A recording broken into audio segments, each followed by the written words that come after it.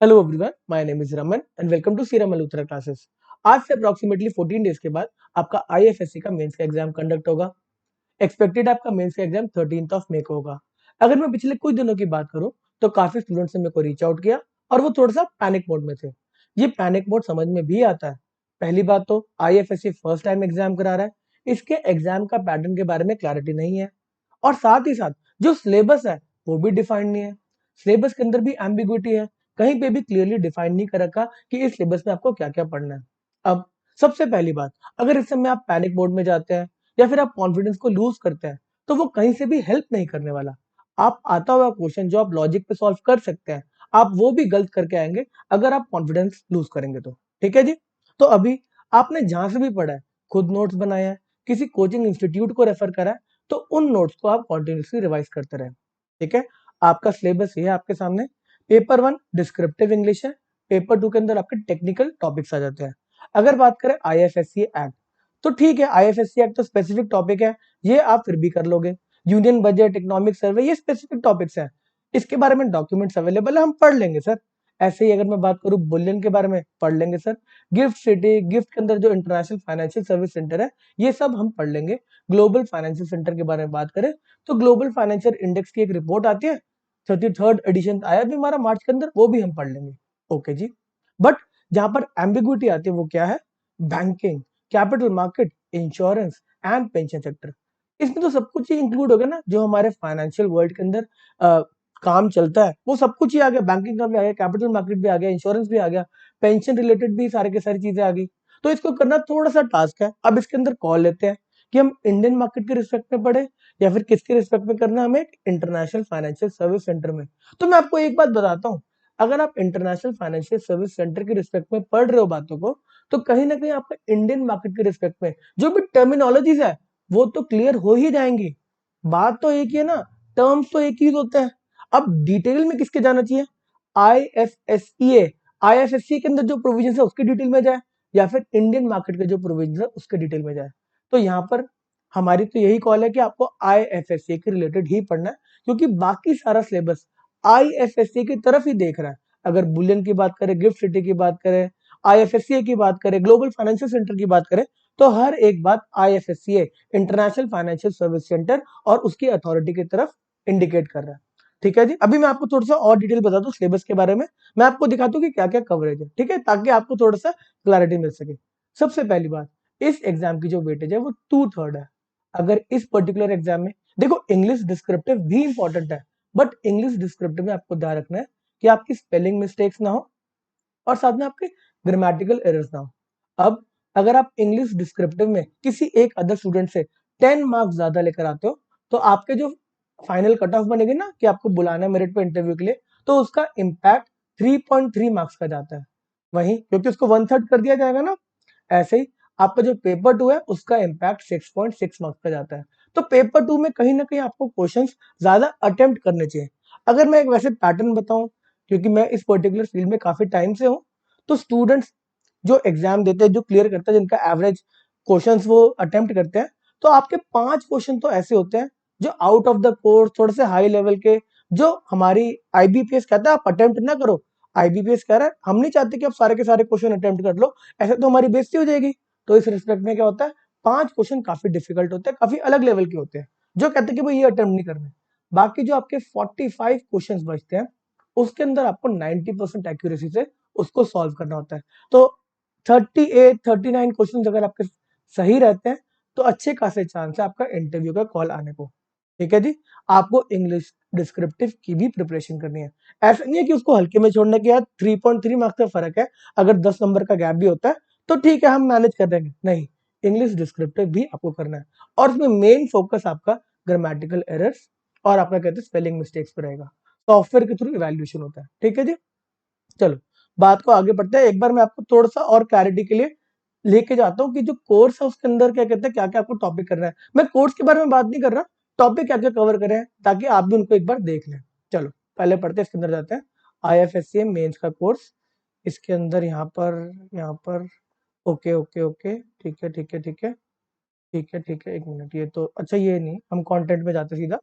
Content में गए, content के अंदर अच्छा, सबसे पहली बात, जब भी आप बैंकिंग के बारे में, कैपिटल मार्केट के बारे में, पेंशन के बारे में डिटेल में पढ़ने वाले हैं, तो कुछ आपको क्या कहते हैं इंडियन मार्केट के रिस्पेक्ट में जो फाइनेंशियल सिस्टम वर्क करता है उसके बारे में क्लैरिटी होनी चाहिए। ठीक है जी, तो फर्स्ट फोल्डर के अंदर आपको क्या कहते हैं इंडियन मार्केट में फाइनेंशियल सिस्टम कैसे वर्क करता है उनकी डिटेल्स मिल जाएंगी। एक्सपेक्टेड है यहाँ से भी क्वेश्चन आने को। ठीक है, इंडियन मार्केट का भी क्वेश्चन आ सकता है। फिर बात करेंगे आईएफएससी एक्ट के बारे में। इजीली अवेलेबल है, आप कर लोगे, आपने कर लिया होगा कहीं ना कहीं से। अगर आप आईएफएससी एक्ट पढ़ रहे हो तो आपको एसईजेड एक्ट भी पढ़ना जरूरी है, स्पेशल इकोनॉमिक जोन। सर ऐसा क्यों? क्योंकि एक स्पेशल इकोनॉमिक जोन के अंदर ही IFSC international financial service centre को नोटिफाई किया जा सकता है। एसईजेड एक्ट में भी आपको कुछ ना कुछ परमिशन लेनी पड़ती है अगर आप एक इंटरनेशनल फाइनेंशियल सर्विस सेंटर में यूनिट खोल रहे हैं। ठीक है जी, तो एसईजेड एक्ट वहां से इंपॉर्टेंट हो गया। साथ में गिफ्ट सिटी जो मोस्टली बात कर रहा है वो गिफ्ट सिटी के इंफ्रा के बारे में बात कर रहा है। क्या क्या एम्यूनिटीज प्रोवाइड कर रखी है, क्या क्या बिल्डिंग्स है, किस तरीके से मतलब उनका क्या कहते हैं इलेक्ट्रिसिटी प्रोवाइड करने का तरीका है, वो सारी बातें आपको पढ़नी है। बुलियन के बारे में बात करेंगे तो इंडिया इंटरनेशनल बुलियन एक्सचेंज है, तो बुलियन की डीलिंग कैसे चल रही है, जो गोल्ड है वो फिजिकली स्टोर कहाँ हो रहा है, उसके बारे में मैं यूट्यूब पे पूरा लेक्चर डाल चुका हूँ, वही इनफ है। ठीक है जी, उसके रिस्पेक्ट में यहाँ पे बस आप एमसीक्यू टेस्ट अगर अटेम्प्ट कर लेंगे तो काफी हो जाएगा। ठीक है, आपकी नॉलेज भी टेस्ट हो जाएगी। ग्लोबल फाइनेंशियल सेंटर्स की बात करें तो अलग, सिर्फ हमारा क्या कहते हैं गिफ्ट सिटी के अंदर तो थोड़ा ना फाइनेंशियल सेंटर है, काफी जगह फाइनेंशियल सेंटर चलते हैं। अगर बात करें जो टॉप 10 फाइनेंशियल सेंटर्स है पूरी दुनिया के, उसमें 5 अमेरिका के फाइनेंशियल सेंटर्स है। ठीक है जी, तो इसमें एक इंडेक्स आता है ग्लोबल फाइनेंशियल सेंटर इंडेक्स, उसका 33rd एडिशन की फाइल आई है मार्च 23 की, तो वो पढ़ लेंगे, काफी है, इसमें वही कवर हो रखी है। ठीक है, पेंशन सेक्टर थोड़ा सा ट्रिकी है। अब हम देखो डिफिकल्ट पार्ट पे जा रहे हैं, डिफिकल्ट नहीं मैं कहूंगा एम्बिगुअस पार्ट पे जा रहे हैं। पहले बैंकिंग को डिस्कस करते हैं।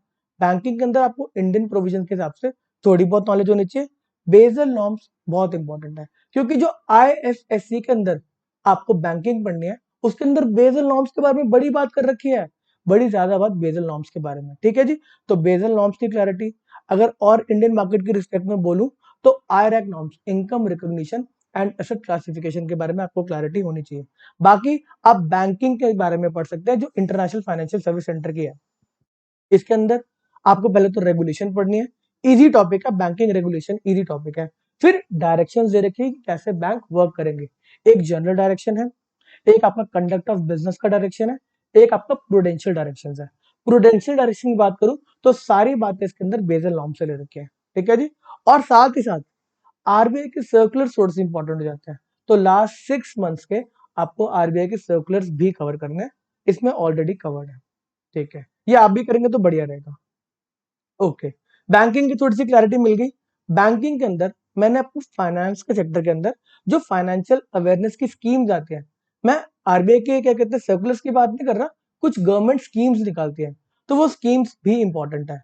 जैसे प्रधानमंत्री मुद्रा योजना, Vaya Vandana Yojana, sovereign green bonds, retail direct scheme, integrated ombudsman scheme, sovereign gold bond scheme, इन हर स्कीम में से कहीं ना कहीं आईबीपीएस पहले क्वेश्चन पूछ चुका है। गोल्ड बॉन्ड से पूछ चुका है, ऑम्बुड्समैन स्कीम से पूछ चुका है, रिटेल डायरेक्ट स्कीम से पूछ चुका है, तो ये सारी की सारी जो स्कीम्स हैं वो आपके लिए इंपॉर्टेंट हो जाती है। ठीक है जी, ये सर्कुलर्स के अलावा स्कीम पहले की है, ये 2-3 साल की पहले की भी स्कीम्स हैं, बट इनमें से क्वेश्चन आते हैं, इंपॉर्टेंट स्कीम्स हैं। ठीक है सर, हमारा ये बैंकिंग और फाइनेंस कंप्लीट होता है, आगे बताओ। पेंशन सेक्टर थोड़ा सा मैं कहूंगा एम्बिगुअस इसलिए है क्योंकि international financial service centre authority ने कोई भी पेंशन रिलेटेड रेगुलेशंस नहीं निकाले, तो इसको आपको इंडियन मार्केट के पर्सपेक्टिव में ही पढ़ना पड़ेगा। तो इसके अंदर जो सबसे ज्यादा इंपॉर्टेंट है, मैं बोलूँ अगर आपको पूरा पेंशन सेक्टर नहीं पढ़ना तो नेशनल पेंशन सिस्टम के बारे में एकदम क्लैरिटी होना जरूरी है। अटल पेंशन योजना बहुत इंपॉर्टेंट है। बात करूं तो मैं वया वंदना योजना है, वो बहुत इंपॉर्टेंट है, सोशल सिक्योरिटी स्कीम चलाते हैं ना पेंशन के रिलेटेड, तो वो आपको पढ़ना बहुत जरूरी है। अगर इसमें आपको स्किप करना है तो आप पीएफआरडीए एक्ट को स्किप कर सकते हैं। ईपीएफओ सबसे बड़ा, अगर मैं बात करूं पेंशन के अंदर फंड है तो वो ईपीएफओ का है, आप उसको भी स्किप कर सकते हैं क्योंकि एक्ट थोड़ा सा डीप चला जाएगा। ठीक है, बट इसके आपको एमसीक्यूज नोट्स वगैरह मिल जाएंगे। चलो आगे बढ़ते हैं। पेंशन हमारा सब क्लियर हो गया, बैंकिंग भी हमारा क्लियर हो गया। कैपिटल मार्केट के रिस्पेक्ट में बताओ, तो कैपिटल मार्केट के अंदर सबसे ज्यादा रेगुलेशन निकाली है हमारे international financial service centre authority ने। पहली बात करें तो मार्केट इंफ्रा इंस्टीट्यूशन के बारे में बताया। मार्केट इंफ्रा इंस्टीट्यूशन मतलब जो मार्केट को चलाने का काम करेंगे, स्टॉक एक्सचेंज, क्लियरिंग कॉर्पोरेशन की बात करें, डिपॉजिटरी जो होते हैं, स्टॉक एक्सचेंज बनाने के बारे में बात करी गई है ना, तो ये इंफ्रा है। इसके बाद आके कंपनी रजिस्टर करेंगी, कंपनी कहेंगी हाँ जी मैं अपने सिक्योरिटीज को लिस्ट कराना चाहता हूँ।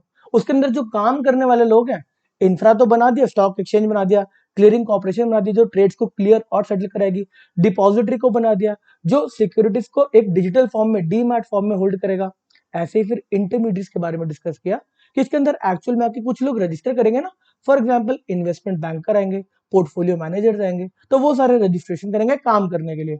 फिर बात करेंगे अगर किसी कंपनी को लिस्टिंग करवानी है तो उसके रिस्पेक्ट में रेगुलेशन आई है, और एंड में फंड मैनेजमेंट रेगुलेशन आई है जिसमें अलग अलग फंड्स के बारे में डिस्कस करा गया। वेंचर कैपिटल फंड क्या होगा, रिस्ट्रिक्टेड स्कीम क्या होगी, रिटेल स्कीम क्या होगी, स्पेशल सिचुएशन फंड क्या होगा, एक्सचेंज ट्रेडेड फंड्स क्या होंगे। बात करें इन्वेस्टमेंट ट्रस्ट, रीट और इनविट के बारे में डिटेल में डिस्कशन करा है। अगर आप ये पढ़ लेंगे तो आपका जो इंडियन मार्केट में कैपिटल मार्केट है वो भी कहीं ना कहीं क्लियर हो जाएगा ना। जो आपका टॉपिक है वो तो सेम ही है। बाकी इस पर्टिकुलर कोर्स में अभी एक टॉपिक रह गया है, वो है इंश्योरेंस। इंश्योरेंस अगर आप मेरी पिछली वीडियो देखेंगे कवरेज के ऊपर, तो हमने बोला था 29 तक हमारा कैपिटल मार्केट कंप्लीट हो जाएगा, फिर हम इंश्योरेंस मार्केट से स्टार्ट करेंगे, इंश्योरेंस से बात को स्टार्ट करेंगे। तो कल ही 28 को हमारा कैपिटल मार्केट कंप्लीट हो गया था। कल से अब हम इंश्योरेंस के बारे में डिस्कशन स्टार्ट करेंगे। जैसे इंश्योरेंस के बारे में डिस्कशन कंप्लीट हो जाएगी तो मैं आपके लिए यूट्यूब पे भी एक वीडियो लेकर आ जाऊंगा, ठीक है जी। बजट के रिस्पेक्ट में भी आज एमसीक्यूज आ जाएंगे आपके कोर्स के अंदर। चलो, अब मैं आपको अगली बार मिलूंगा इंश्योरेंस के बारे में डिस्कस करने तक, ठीक है, डिस्कस करेंगे। और साथ साथ मैं एक मॉक टेस्ट लेकर आऊंगा आप सबके लिए, जो आपका पेपर 2 के ऊपर होगा, वो सबके लिए ओपन रहेगा, ठीक है जी।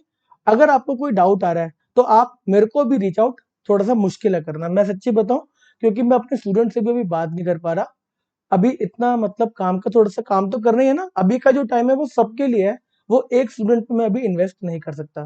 तो I hope you will understand, जो भी अगर मेरे को कॉल कर रहे हो, और मैं कुछ ही लोगों का कॉल उठा पा रहा हूँ, कुछ लोगों का मिस हो रहा है कॉल, ठीक है जी। तो I am really sorry for that. बाकी अब मिलते हैं आपको जब मैं इंश्योरेंस के बारे में डिस्कशन करूंगा, और साथ में मॉक टेस्ट के अनाउंसमेंट के साथ। चलो, इस सेशन को यहीं पे समाप्त करते हैं। आपको इस वीडियो के डिस्क्रिप्शन में सारे लिंक मिल जाएंगे अगर आपको कोर्स को रेफर करना है तो। चलो, इस वीडियो को यहीं पे एंड करते हैं। Okay, tata, bye bye.